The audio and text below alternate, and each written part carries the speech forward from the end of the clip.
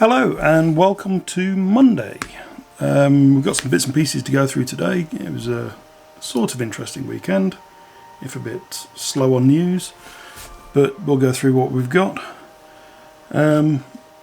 Obviously, the UK's kind of locked itself down a bit more, even though people from the news aren't taking it very seriously. You see all these photos of people running around in parks. Just be safe, people, please. Formula One had their first virtual race over the weekend. Bahrain was obviously cancelled, so the FIA, well, not the FIA, the F1 decided to put on a virtual race. They had a bunch of drivers from F2 and ex-F1 drivers and sim drivers take part, but they also had the odd proper Formula One driver. Lando Norris took part, sort of. He had all sorts of connectivity issues and didn't qualify, which meant he was starting from the back of the grid. And then when he tried to race, he got disconnected again.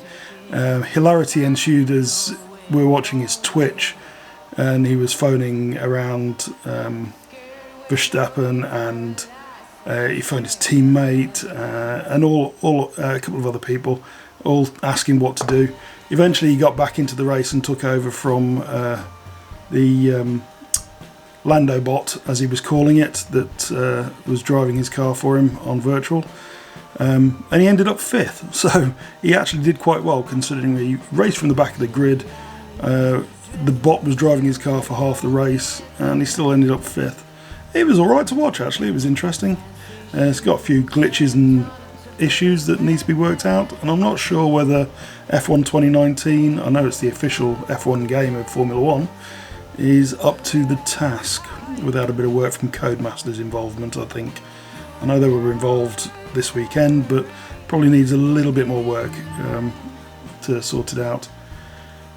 We've also had news that Lewis Hamilton was stated as saying the cash is king at Australia just before the race. Apparently it turns out that Seb Vettel was the first person to say that, and Lewis repeated it because it didn't come through Seb's microphone, so he kind of repeated it for him. Either way, whoever said it first or whoever said it, good on them for actually bringing it up, because let's be honest, Formula One were trying to go ahead when they probably shouldn't have. So hats off to them.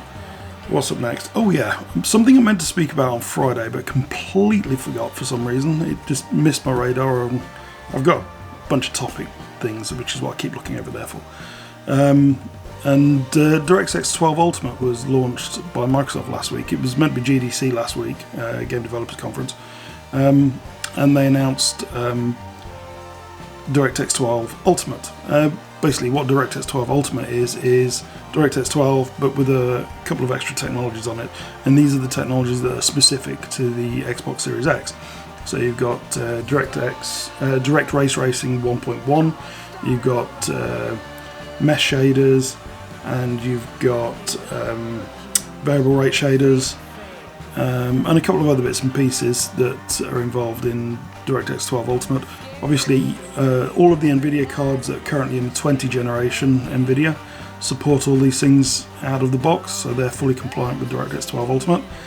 If you've currently got a 57 or 5600 series AMD, they obviously don't, because they don't support the ray tracing at least. I don't think they support the mesh shaders either.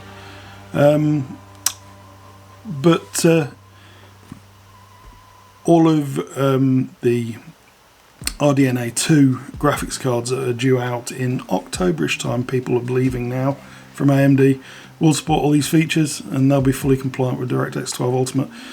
This will allow developers to basically port between Xbox and Windows gaming platforms fairly simply, because if they write it in DirectX 12 Ultimate, then it'll pretty much cross-compile almost, making life a lot easier. And it'll also mean the uptake of DirectX 12 on the Windows platform will pick up, because at the minute it's fairly slow, with a lot of developers still supporting DirectX 11 and other platforms. So we should see pickup of that going on, and we should get better quality games on both Xbox and PC, which is a good thing. James Gunn has announced that he's editing the Suicide Squad movie from home. Not really that difficult thing to do, considering in this day and age everything's shot digitally. All of the special effects are done digitally. All he needs is a laptop and a screen, I'm assuming, and he can probably edit it to a point where it's editable, watchable, should I say. So good for him. At least he gets some of his work done. Be a bummer though if he actually does need reshoots, because they're not going to happen anytime soon. But hey, we'll see. Disney have jumped on the whole lowering video bandwidth bandwagon. So they've announced that from launch in Europe, Disney Plus will use a lower bandwidth option by default for all users, keeping bandwidth free for God only knows what else in Europe. It's not like we're short of bandwidth in Europe. I don't know why. I mean, America's actually worse off network connectivity than Europe is, so I've no idea what the problem with Europe is. Who knows? Anyway, I just hope more companies do it like YouTube are doing it, where they default you to 480p, but if you want to jump up to a higher quality encoding, you just have to select the option and move up to the higher quality version of it. I mean, some videos are unwatchable in 480p, so I don't know, it's just bizarre.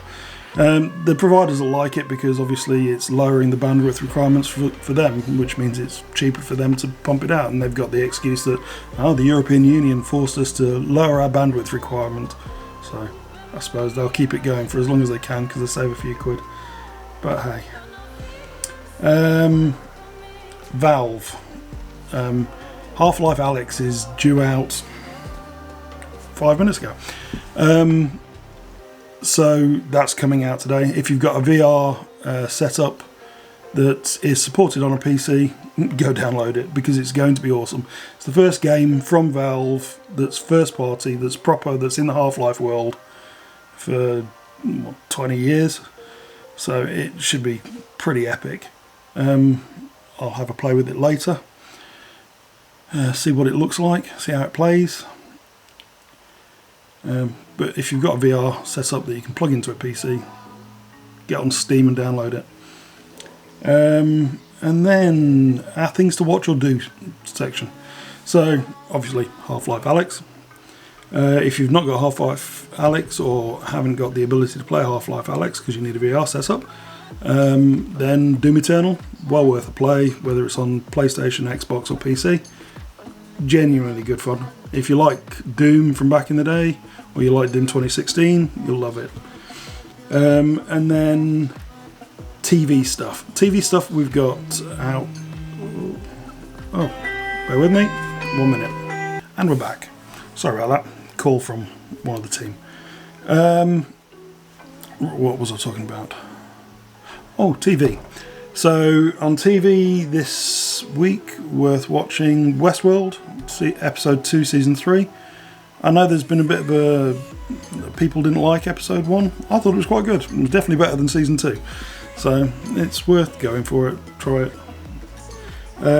And then something new that you might not have heard of. If you liked MASH back in the day,